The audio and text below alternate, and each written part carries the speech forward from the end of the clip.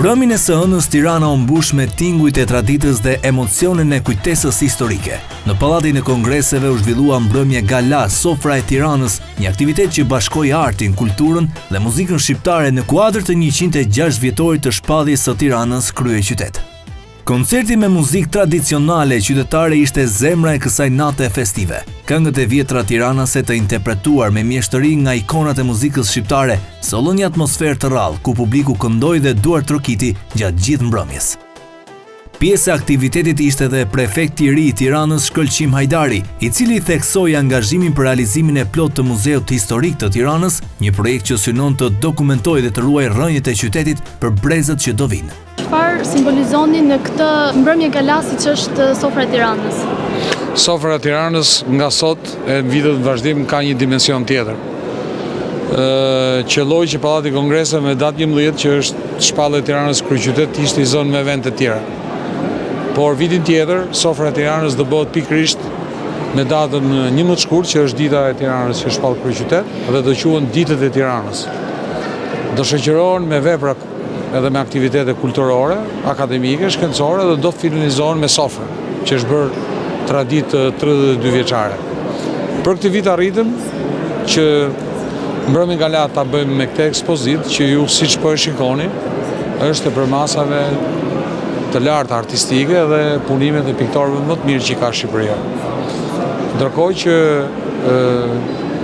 unë e deklarova që unë si prefekt bashkëpunim me Bashkinë e Tiranës, edhe me shoqatën Tirana, do të japim vëmendje të madhe historisë Tiranës, pjesë e turizmit kulturor, ku puna e parë është që ndërtesa e toptanëve e vjetra, ju e dini, është lënë për të bërë muzeu historik kombëtar dhe unë do të koordinoj me institucionet shtetërore, edhe me ministritë, por edhe me shoqatën Tiranë, finalizimin e kësaj banese për të bërë muzeu historik i Tiranës.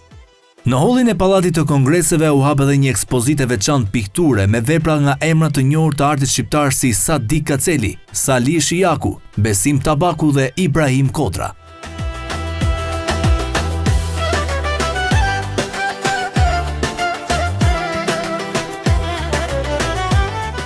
Piktori Sadik Kaceli u shpreh për kohajon se ekspozita është realizuar me piktor Tiranës dhe me disa nga veprat më të bukura të kohës, duke theksuar se kjo traditë do të vazhdojë me projekte të tjera në të ardhmen. Është një aktivitet i klasit më të mirë.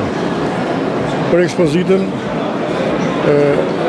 është realizuar një ekspozitë me piktor Tiranës. Mungojnë 1, 2, 3. Tirana ka shumë potenciale, Tirana autoktone, po do të vazhdojë kjo punë, do të kemi edhe aktivitete tjera patjetër. Shpresojmë, besojmë edhe kemi shumë besim që shoqata Tirana do të ketë ecuri shumë të mirë, do të realizojë mjaft projekte. Një projekt shumë i rëndësishëm që e premtoi prefekti në hapje është edhe krijimi i muzeut të Tiranës. Është një e papranueshme, po kohët shumë në ardhmë që Tirana nuk ka një muze të vetin.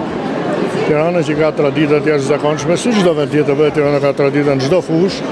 Kështu që do kemi aktivitete nga më të ndryshmet. Edhe për artet pamore, siç thash, do ketë në vazhdimsi brenda vitit do bëhet një ekspozitë tjetër me çfarë po bisedojmë, ku mund të jetë edhe më e plotë si ekspozitë. Ndërkohë piktori Adnan Deda vlerësoi ekspozitën si një nga ngjarjet më të bukura artistike të zhvilluara në Tiranë, duke cilësuar pikturën historike si një pasuri të paçmueshme për identitetin e qytetit.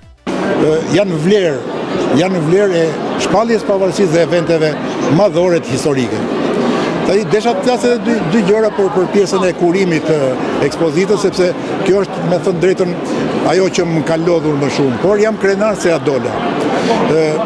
Ju betohem, doja u transmetoj emocionet si që kam marrë.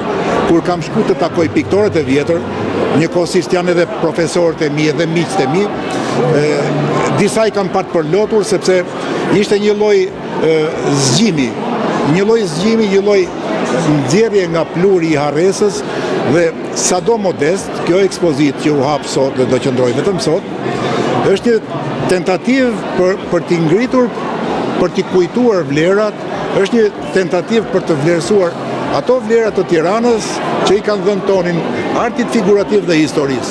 E më pas mbrëmja vijoi me muzikë të bukur Tiranase, ndërsa mijëra qytetarë ndoqën koncertin madhështor me emocion dhe krenari. Sofra e Tiranës pritet të kthehet në një traditë të përvitshme, duke bërë këtë event në një pikë takimi të artit dhe identitetit qytetar.